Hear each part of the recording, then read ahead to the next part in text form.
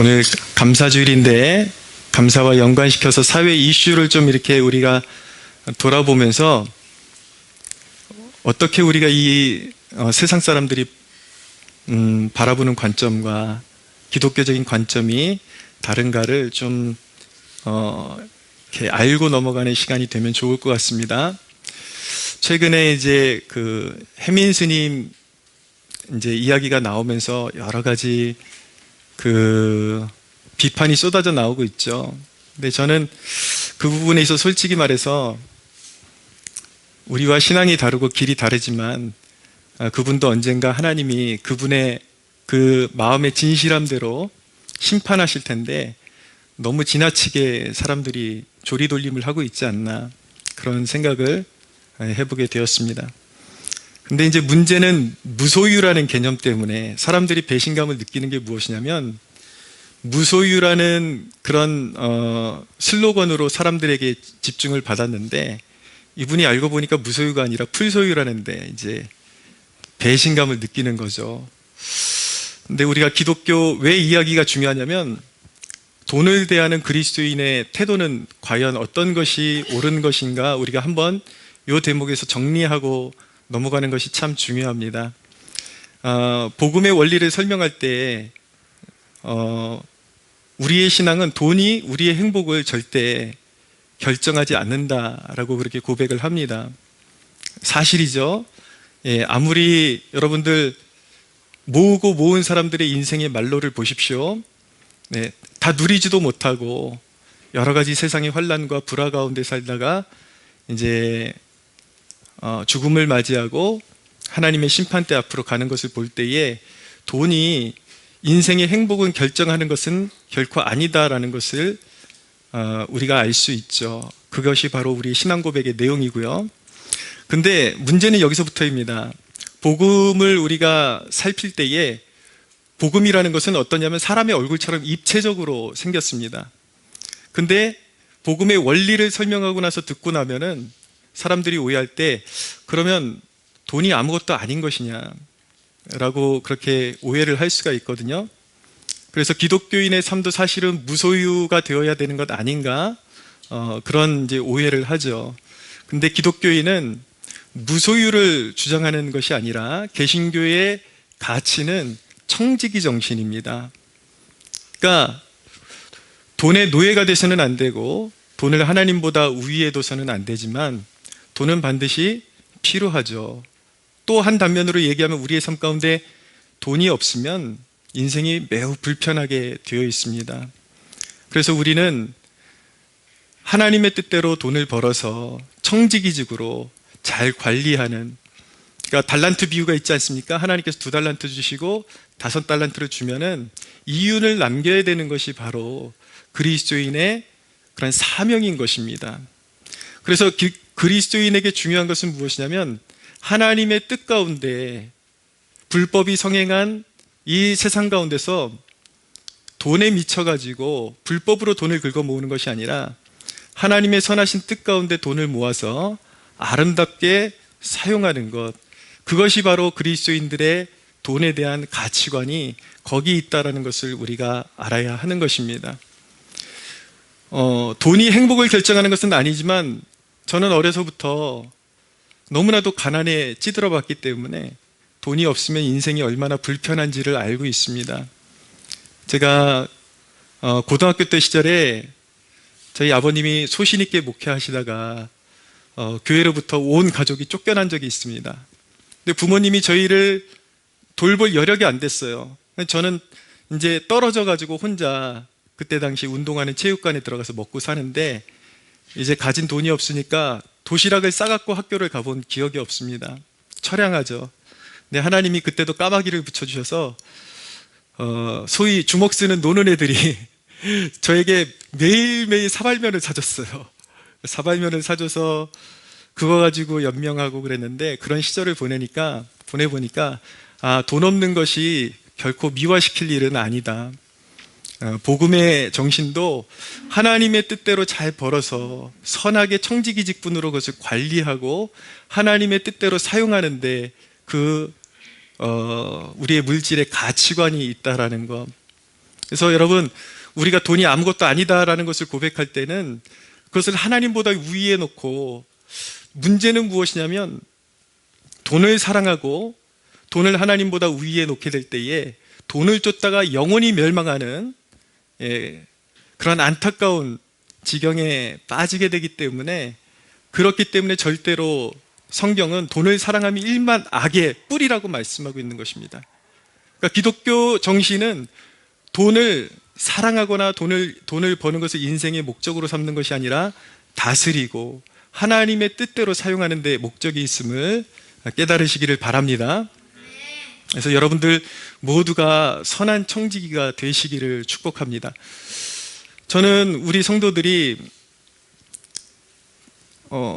가난도 나름대로 의미가 있어요. 시간이 지나고 보면 거기에 다 의미가 있어요. 그렇지만 그런 재정적인 면에 있어서도 하나님의 풍성케 하시는 그 은혜를 경험하는 여러분들 되었으면 좋겠습니다. 왠지 아십니까? 성도들이 가난하면 교회도 가난해집니다. 복음의 능력으로 우리가 민족과 열방 가운데 빛과 소금의 역할을 감당해야 되지만, 보세요. 교회에 돈이 없으면, 재정이 없으면 영혼을 구원하는 사역도 할 수가 없습니다. 예를 들어서 우리 아이들 좀 모아놓고 우리 아이들 좀 맛있는 거 사주고 예수님 십자가의 복음 전하자고 그렇게 제안을 해도 성도들이 다 처절하게 가난하고 교회의 재정이 너무나도 빈약하다면 영혼 구원의 사명을 감당할 수가 없는 것이죠. 우리가 물량주의로 가서도 안 되지만 어느 정도의 우리가 그것을 이룰 수 있는 힘이 있어야 우리가 하나님 앞에 영혼 구원의 사명도 더 잘 감당할 수 있는 그런 환경이 되는 것입니다. 그러므로 저는 여러분들을 축복하기를 원하는데, 주님의 뜻대로 잘 벌어서 하나님의 교회에도 기여하는 그런 복된 성도들 되시기를 축복합니다. 여러분, 감사는 겸손으로부터 우러나오는 것입니다. 기독교인의 감사의 뿌리가 어디 있는가? 세상 사람들도 감사해야지 그러거든요. 근데 그것은 자기 자신이 그냥 불평하는 것보단 낫지, 좋은 마음을 갖기 위해서 감사하는 것이죠. 그러나 기독교인의 감사는 전혀 뿌리가 다르다는 것을 알아야 되는 것입니다. 기독교인의 감사는 주님과의 깊은 관계 속에서 우러나오는 것입니다. 내가 죄됨을 깨닫잖아요. 내가 얼마나 죄인인지 철저히 깨닫게 되면 감사는 우러나오게 되어 있습니다. 내가 뭐든지 받을 만한 사람이라고, 자격 있는 사람이라고 생각하면요, 그 사람은 무엇을 주어도 감사할 줄 몰라요. 근데 우리의 감사의 근원은 무엇이냐면, 우리가 십자가를 바라볼 때에 나 같은 죄인이 무엇이길래, 나는 하나님을 조롱했고 한때 하나님이 없다 그랬고 하나님을 떠나서 하나님을 조롱하고 늘 죄 가운데 살던 멸망받아도 마땅한 죄인인데, 내가 무엇이간데 주님이, 하나님의 아들이신 독생자 예수님께서 나를 위해서 십자가에서 피 흘려주셨는가? 거기서부터 우리의 감사는 흘러나오는 것입니다. 그렇기 때문에 참 교리는 무엇이냐면, 우리가 상급으로 누리는 그 자체도 은혜라는 거예요. 우리가 하나님 앞에 헌신하잖아요. 하나님께서 좋은 우리에게 상급으로 우리에게 갚아주십니다. 믿으십시오. 그러나 진정한 참된 기독교의 교리는 그 하나님께서 우리에게 주시는 상급조차도 은혜라는 것입니다. 왠지 아십니까? 우리는 원래 죄인이기 때문에 하나님 앞에 무엇을 요청할 만한 처지가 되지를 못해요. 그런데 하나님께서 그 십자가의 피로 말미암아 우리를 값없이 용서하시고 받아주셨기 때문에 우리가 자녀로서 하나님 앞에 조금만 했어도 하나님께서 잘했다, 충성된 종아. 우리가 하나님 앞에 연락되었기 때문에, 하나님께서 우리를, 죄인이지만 우리를 연락해 주셨기 때문에 우리가 무언가 하나님 앞에 헌신하면 상급으로 돌려받을 수 있는 것도 사실은 모든 것이 은혜라고 고백하는 것입니다. 은혜가 없이는 상급도 없는 거예요. 우리에게 주신 부, 그리고 어떤 성취, 이 모든 것이 하나님으로부터 온 것입니다. 믿으십시오. 물론 여러분들이 열심히 일하셨을 거예요. 그러나 하나님께서 그것을 누리게 하지 않으시면 결코 여러분들이 그것을 받아 누릴 수가 없게 되는 것이죠. 이 감사의 깊이는 복음의 깊이를 누리는 만큼, 깨닫는 만큼 깊어지게 되어 있는 것입니다. 그냥 하나님이 주셨구나, 감사하구나. 그것이 아니라 내가 얼마나 가치 없고 하나님 앞에 배은망덕하고 죄를 지은 죄인인지 깨닫게 되면은 하나님께서 우리의 삶 가운데 그렇게 보답해 주시고 상 주시는 것이 나의 처지를 생각할 때 정말 자격 없는 죄인에게 왜 이렇게 하나님께서 부어주시는지 그것을 헤아릴 수가 없는 거죠. 마음속에서 그것이 우러나오게 되어 있고 더욱더 그 마음을 가지고 하나님을 섬기고자 하는 마음으로 충만할 수밖에 없는 것입니다. 구약 성경에는 나발이라는 인물이 나옵니다. 이 사람이 굉장히 부자였습니다. 근데 이 사람의 우양을 이 나발이라는 사람의 종들이 우양을 들에서 칠 때에 이 다윗과 함께 했던 장수들이 이 무사들이 그들을 지켜줬어요. 도적대가 다가오지 못하게 지켜주었고 우양을 해치지 못하게 지켜주었습니다. 그래서 다윗이 자신들은 소유가 없으니까 이 나발에게 부족한 양식과 음료 좀 채워달라고 그렇게 요청을 했는데 이 나발이 그것을 가차없이 잘라버립니다. 다윗이 누구길래 나에게 와서 그런 양식을 달라 하고 무엇을 요청하는가? 당신에게 그럴 자격이 어디 있는가? 그러면서 다윗의 요청을 거절해 버렸습니다. 그런데 그것이 바로 하나님께 괘씸한 죄악이 되어서 나발은 하나님의 심판을 받아서 죽임을 당하고 말았습니다. 여러분, 다윗은 누구입니까? 예수 그리스도의 예표입니다. 의의 왕, 의로 다스리시는 왕의 예표인 것이죠. 다윗이 나발의 소유를 지켜주었던 거예요. 예수 그리스도가 여러분들이 당연히 누리고 있는 것 같지만 하나님이신 예수 그리스도께서 여러분들의 삶 가운데 곳곳에 개입하시며 여러분들에게 복을 주시고 이제까지 안전하게 지켜주셨다는 사실을 믿으시기 바랍니다. 그런데 이 나발은 그 은혜를 알지 못했어요. 여러분, 여기서 중요한 것은 무엇이냐면 나발이 부자이기 때문에 징벌을 받은 것이 아니라 감사하는 삶을 거절했기 때문에 징벌을 받은 것입니다.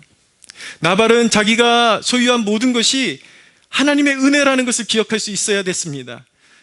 나발은 자기가 소유한 모든 것이 하나님께서 허락하신 것이요 하나님의 영광이 되도록 사용해야 한다는 사실을 망각하고 있었기 때문에 결국 그가 모든 것을 소유했지만 그것이 복이 되지 못하고 하나님의 심판으로 빨리 달려가는 그런 저주가 될 수밖에 없었다라는 것입니다. 근데 나발과 정반대의 모습을 보이는 사람이 성경에 나옵니다. 그 사람이 누구냐면 바로 아브라함입니다. 아브라함은 어떻게 복을 받았는가? 첫째는 아브라함에게 복 주시기를 원하시는 것이 하나님의 뜻이었습니다. 하나님이 원하셨기 때문에 복을 받은 거예요. 저와 여러분들에게 복을 주시는 이유는 우리가 자격이 있어서가 아니라 하나님이 그렇게 원하시기 때문에 주신다는 것을 먼저 기억해야 하는 것입니다. 두 번째로 아브라함이 복을 받은 이유는 그가 하나님께 받은 은혜에 감사하는 삶을 살았기 때문인 것입니다. 하나님께서 나그네의 모습으로 나타나셨을 때에 아브라함은 지극히 섬겨드렸습니다. 우유를 가져오고 그리고 엉긴 젖, 치즈를 가져오고 자기의 그런 양떼 중에서 가장 기름진 양을 잡아다가 섬겨드렸어요.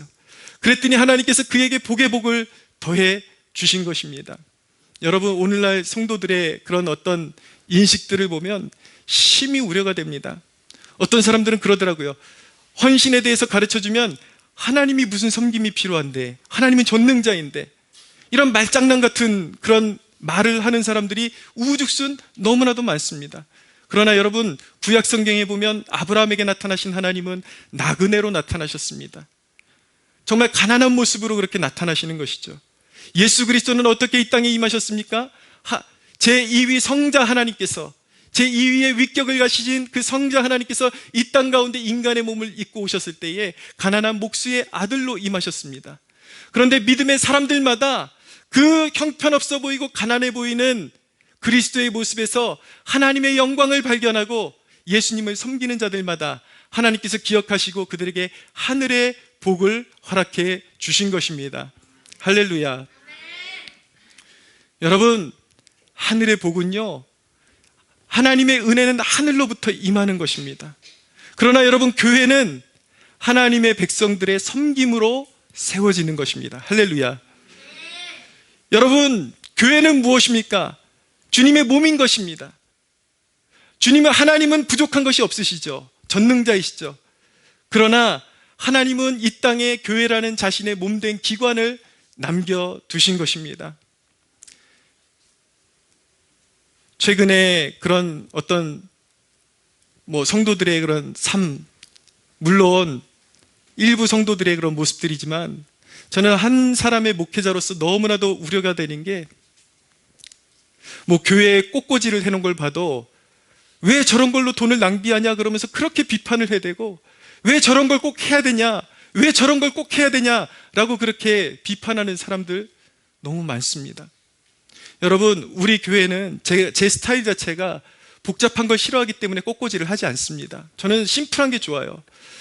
우리 교회에 있는 화분들도 최초에 우리가 창립할 때에 손님들이 가져오신 것이지 저희가 특별히 그렇게 일부러 꽃꽂이를 한 적은 없습니다. 우리가 필요했어서가 아니라 우리가 한번 이참에 돌아볼 필요가 있다라는 것입니다. 왜 주님의 몸된 교회에 꽃꽂이 하는 것이 그렇게 아까워야 되는 것입니까? 왜 주님의 몸된 교회를 섬기는 것이 그렇게 아까워야만 하는 것입니까?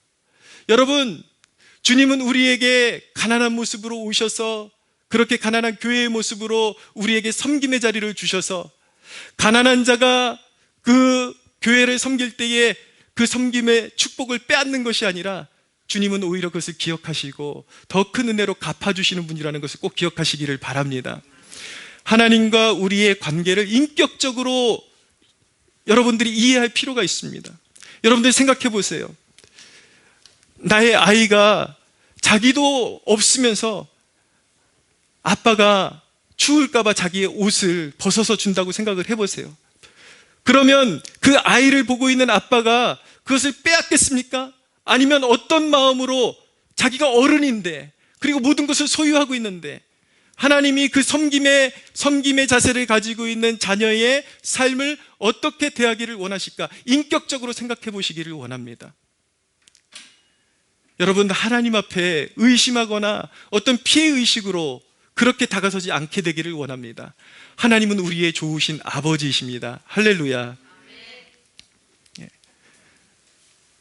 마치 요즘 성도들의 그런 모습들 보면요, 기껏 길러놨더니 부모들 갖다가 고려장 시키는 그런 자식들 같아요. 조금이라도 섬길 생각은 안 하고 그냥 그거 왜 하냐, 그거 왜 하냐.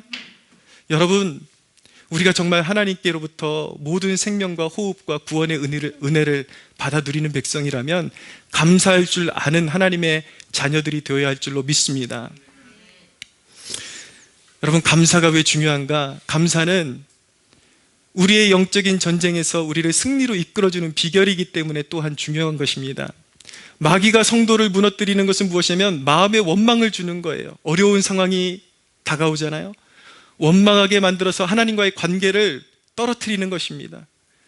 그래서 원망하게 되면 하나님과의 관계에 골이 생깁니다. 그리고 관계에 단절이 생기게 되는 것이죠. 그러나 여러분, 감사는 왜 감사가 위대한 능력이 될 수 있는가? 감사는 하나님 그 자신을 인정하는 행위이기 때문에 그런 것입니다. 감사는요, 찬양의 행위와 밀접하게 연관되게 되어 있습니다.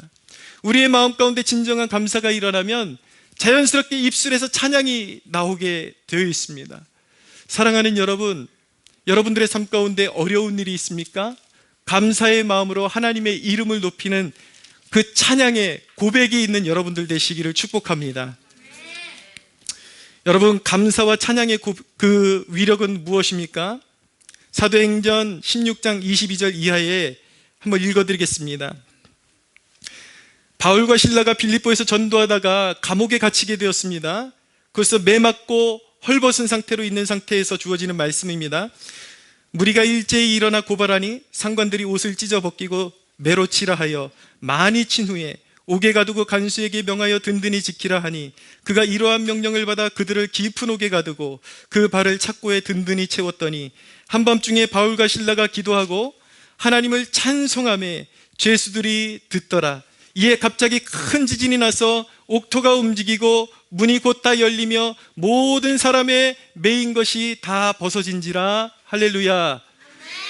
찬양했을 때에 손발에 착고가 차이고 깊은 고난의 터널을 지나고 있을 때 바울과 실라가 원망하지 않고 하나님께 기도하며 찬송했을 때에 옥토가 움직이고 그들의 매임이 풀어지는 역사가 일어났던 것입니다.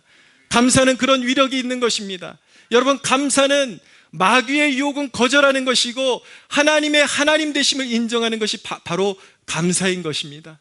그렇기 때문에 감사하는 백성들과 하나님은 함께 하시고, 감사하는 백성들 앞에 가시며 하나님은 모든 역적 싸움 가운데 모든 것을 합력하여 선을 이루게 하시고 전화위복시켜 주시고 모든 승리를 우리에게 허락하시는 분이 우리 하나님이신 것입니다. 할렐루야. 감사하십시오. 여러분들의 마음에 불평과 원망이 들어올 때에 감사하십시오. 원망이 들어올 때에 그것을 물리치고 하나님께 감사할 수 있는 여러분들 되시기를 축복합니다. 근데 여러분, 문제는 이것이잖아요. 상황이 어려운데, 지금 상황이 그렇지 않은데 어떻게 감사하라는 얘기인가? 당장 죽게 생겼는데 어떻게 감사하라는 것인가? 우리는 무엇을 근거로 감사할 수 있는 것입니까? 그분의 이름을 의지해서 그분께 부르짖는 백성들에게 반드시 구원의 능력을 나타내시는 하나님의 신실하신 그 성품을 의지해서 우리는 감사할 수 있는 것입니다. 할렐루야. 우리 하나님은 우리를 부르실 때에 우리의 모든 삶에 선하신 계획을 가지고 부르셨습니다. 하나님은 우리를 자녀 삼아 주셨고, 우리가 부르짖을 때에 하나님은 외면하지 아니하시고 구원의 능력을 베풀어 주시는 분이십니다.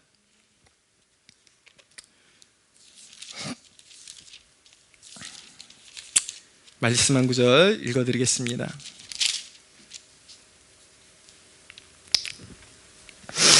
야곱의 하나님을 자기 도움으로 삼으며 여호와 자기 하나님에게 자기의 소망을 두는 자는 복이 있도다. 여호와는 천지와 바다와 그 중에 만물을 지으시며 영원히 진실함을 지키시며 억눌린 사람들을 위해 정의로 심판하시며 줄인 자들에게 먹을 것을 주시는 이시로다. 여호와께서는 갇힌 자들에게 자유를 주시는도다. 여호와께서 맹인들의 눈을 여시며 여호와께서 비굴한 자들을 일으키시며 여호와께서 의인들을 사랑하시며 여호와께서 나그네들을 보호하시며 고아와 가부를 붙드시고 악인들의 길은 굽게 하시는도다. 시온아, 여호와는 영원히 다스리시고 내 하나님은 대대로 통치하시리로다. 할렐루야. 사랑하는 여러분, 지금 당장은 여러분들이 어떤 실패를 경험할 수도 있어요. 경우의 수는 다양합니다. 우리가 하나님을 의지할 때에도 실패할 수 있고, 때가 되면 우리가 기도한 것이, 우리가 구하는 것이 입에서 떨어지기도 전에 응답되는 때도 있습니다. 그러나 우리 삶 가운데 대부분 많은 때에는 연단의 터널을 지나야 돼요. 실패의 시절을 지나야 하는 것입니다. 그럼에도 불구하고 우리가 감사할 수 있는 이유는 무엇입니까? 우리는 그리스도 안에서 버림받은 자가 아니라 하나님의 자녀들이다라는 것입니다. 하나님이 우리 인생의 고삐를 쥐고 가십니다.